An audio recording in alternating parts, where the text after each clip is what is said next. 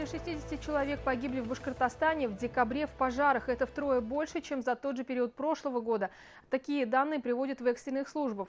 Цифры пугающие. Для сравнения, согласно официальной статистике, от COVID-19 в республике в декабре погибли 50 человек. Как предотвратить трагедию, обсудим прямо сейчас в программе «Интервью». Сегодня вместе с нами Владимир Горин, заместитель главного государственного инспектора Башкортостана по пожарному надзору. Владимир Николаевич, здравствуйте. Здравствуйте. Рост, печальная статистика. С чем связано это? Что говорит анализ? Ну, вы знаете, действительно цифры трагические. Если говорить в общем об анализе, у нас на сегодняшний день погибло 282 человека с начала года. И рост, к сожалению, тоже на 6% наблюдается. Наблюдается незначительный рост количества пожаров на 0,7%. Можно сказать по статистике, что основные причины пожаров, они остаются те же. Ну, конечно же, большое количество людей погибших, в том числе вызвали пожары с массовой гибелью людей. К сожалению, это трагический пожар, о котором вы все знаете, произошедший в Белиловском районе, унесший жизни 11 человек. Невинных людей, пенсионеров. В настоящий момент следственными органами по данному пожару проводятся проверочные материалы. Также проводя все... По предварительным данным, все-таки что могло стать причиной пожара, да, что говорит Вы знаете, статистика? мы не можем сейчас констатировать конкретно какую-то причину пожара, так вы понимаете, что, еще раз повторюсь, что следственные органы занимаются, рассматриваются все версии причины пожаров, как от человеческого фактора, так и электротехнические и другие технические причины. Поэтому я думаю, что выводы своевременно будут сделаны органами следствия. Но трагедия произошла. Если говорить о косвенной причине, да, то, как вы знаете, что данный жилой дом, где, к сожалению, погибло 11 человек, он не был зарегистрирован как какое-то общественное учреждение и не мог быть проверен органами надзора своевременно с выдачей какого-то предписания. Да и требований, к сожалению, к жилому дому практически не предъявляется и не планируется органами, в том числе там, федерального пожарного надзора, к проверке данные жилые дома. Несмотря на это, определенные рекомендации, инструктажи проводились с данными жильцами. Ну, конечно, при наличии одного дежурного персонала, а как это зачастую происходит, практически спасти данных пожилых людей, которые, возможно, кто-то не быстро передвигался, так скажем, это было проблематично. На сегодняшний момент органами прокуратуры с привлечением в качестве специалистов органов государственного пожарного надзора проводится выявление совместно с Министерством семьи, труда и социальной защиты, выявление данных объектов, проверки данных объектов, принимаются соответствующие меры прокурорского реагирования.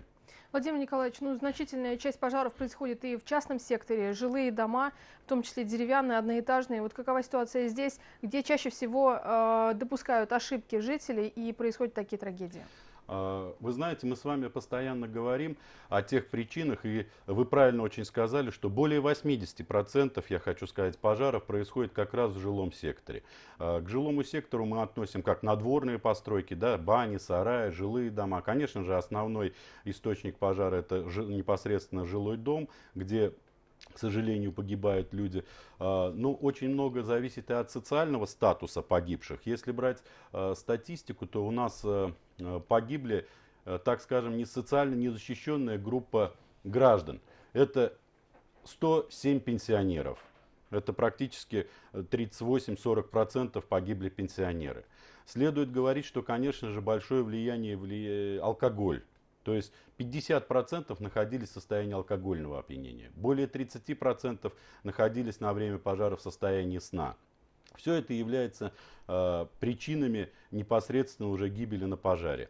О причинах мы уже неоднократно говорили, но я хочу еще раз повторить, наверное, вот больше для граждан, что причины кроются в том, что гражданин либо своими действиями, а это одна из распространенных причин, это неосторожное обращение с огнем. Вот мы возвращаемся к тому, что курение в нетрезвом как раз виде, как всегда это происходит, как я уже сказал, 50% погибших, да, в нетрезвом состоянии. Второй разряд причин пожаров это технические причины, а именно нарушение правил монтажа, эксплуатации электрооборудования и печного отопления. В декабре в том числе наблюдались низкие температуры, и, к сожалению, наши граждане ну, почему-то элементарно не могут посмотреть за своей электропроводкой, за печным отоплением. Не готовятся заранее, так скажем, к зимнему сезону. Как всегда, у нас все приходит неожиданно. А начинается все с того, вот, вы знаете, провел для себя статистику и анализ наши органы дознания провели. Как правило, пожары возникают в веранде, допустим, да, при входе в дом. Ну, можно же обратить внимание при входе в дом, что висят ли у вас провода, какой у вас установлен электросчетчик, не оплавилась ли у вас розетка, да, вот такие элементарные вещи, которые не требуют каких-то, возможно, значительных затрат, но в то же время гражданин сам их может предотвратить. Изоляция электропроводов. Сейчас это усугубляется, что во многие дома мы занесли елки. Как правило, это большой источник возгорания и распространения пожара, то есть мы наполняясь горючих материалов. Конечно же, здесь актуально опять, какие мы вешаем гирлянды, да? Как мы обогреваем свое жилище, особенно у кого нет газового отопления. Как правило, ставятся электрообогреватели, и зачастую они бывают кустарного производства. Или в один источник питания мы включаем несколько источников. Это и гирлянды, да, там и другая, и телевизор, и стиральная машина бывает, и утюг, да еще и обогреватели какие-то. Конечно же, электропроводка не выдерживает, так как большинство, в том числе и сгоревших домов, к сожалению, уже устарели, а ремонт капитальный какой-то не проводился. Поэтому, конечно же, к гражданам хотелось бы обратиться. Обратите внимание прежде всего на себя. А то, что касается социального образа жизни, это вот лиц, злоупотребляющих спиртными напитками, наверное, в большинстве случаев все-таки они не смотрят телевидение, да, где мы обращаемся, призываем граждан. Может быть, здесь... Во-первых, мы, конечно же, со своей стороны обращаемся и к органам местного самоуправления. Мы рекомендуем вводить особый противопожарный режим. Прежде всего для чего? Чтобы усилить работу профилактических групп, которые работают на местах для предупреждения вот этих пожаров, для обхода жилищ, предупреждения граждан от злоупотребления спиртными напитками, выдачи памяток, инструктажей с гражданами. Ну и соседи, если уж вы видите, что рядом с вами находится социально опасная личность, от которой можете в том числе и вы пострадать, конечно же, хотелось обратиться, какую-то и от них, чтобы помощь именно в предотвращении данных пожаров была для органов местного самоуправления. Большую роль оказывают старосты населенных пунктов, а, как правило, такие пожары у нас в сельских населенных пунктах, и староста, имея свой авторитет, конечно же, может повлиять на данного гражданина, чтобы не допустить вот таких трагических пожаров. У нас еще есть несколько минут, впереди новогодние праздники. Какие рекомендации вы можете дать, на что обращать внимание и как не допустить трагедий? Ну, как я уже сказал, это вот елки, гирлянды, пиротехника. Да? 3 причины, по которым возникают пожары. Прежде всего, при покупке пиротехники. Конечно же, она запрещена детям. Нужно покупать что гирлянды, что пиротехнику в специализированных магазинах. Если гирлянды в электротехнических специальных магазинах, то и пиротехнику в специализированных отделах по продаже именно пиротехнических изделий. Нетрудно спросить у продавца сертификат соответствия, чтобы он был на русском языке с нормальной инструкцией. Ну и прежде всего соблюдать эту инструкцию по запуску данных пиротехнических изделий. Мы прорабатываем вопрос с органом местного самоуправления о выделении специальных площадок для запуска пиротехники, где будут развешаны какие-то памятки, в том числе для запуска этой пиротехники. И можно безопасно и весело, так скажем, как это мы подразумеваем для детишек, запустить данное пиротехническое изделие. Но зачастую у нас это бывает под проводами, рядом с жилым домом, рядом с сгораемыми постройками, сено где-то, да, и происходят, к сожалению, такие причины пожаров. При выборе гирлянды, тоже хотя бы внешне посмотрите, естественно, проверить документ какой-то соответствие, но и внешне посмотреть, не нарушена ли изоляция у них, нормальная ли розетка, не замыкает ли при включении данной гирлянды.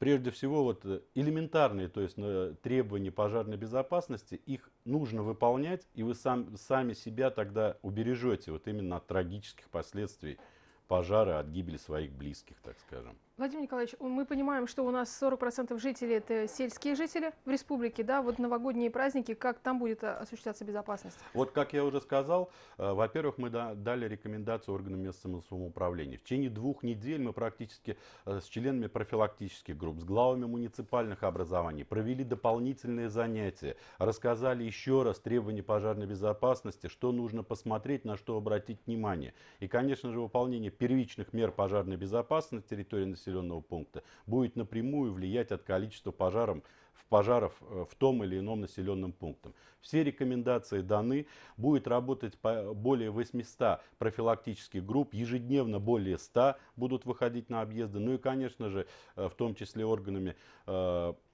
государственной противопожарной службы будут осуществляться выезда в администрации, смотреть, подсказывать будем, что не хватает в том или ином населенном пункте по усилению, так скажем, данной работе по предупреждению пожаров. Ну и мы проговорим для наших жителей, что самое главное, конечно же, соблюдать правила противопожарной безопасности, устанавливать противопожарные извещатели. Кроме того, и в случае ЧП нужно сразу звонить в 112, и тогда помощь придет быстро, и это поможет избежать больших потерь. Конечно, активно граждане должны сами участвовать, в том числе в добровольчестве. Да, у нас очень развито в республике волонтерство, в том числе у нас есть Лига безопасности, и мы подключаем волонтеров к работе по профилактике пожаров. А пожарные извещатели, ну, это на сегодняшний день это один из каких-то технических средств, который действительно защитит ваше жилище. Мы знаем, что у нас уже с 2016 года более 400 человек спасли данные пожарные извещатели. Только в 2020 году 74 человека, из них 28 детей было спасено благодаря вот этой программе республиканской. Правительство, я хочу сказать, глава Республики Башкортостан очень активно поддерживает все эти начинания и продолжает внедрять другие социальные какие-то слои, где мы устанавливаем это дымовые пожарные извещатели. Это делает Государственный комитет по чрезвычайным ситуациям.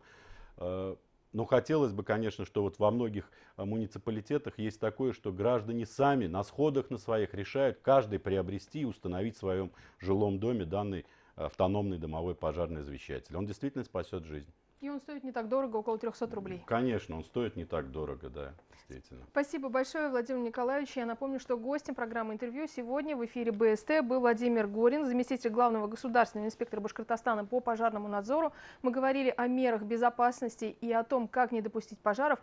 Поздравляем вас с наступающими праздниками, отдыхайте, но всегда, каждую минуту помните о своей безопасности. Не переключайтесь, будьте с нами.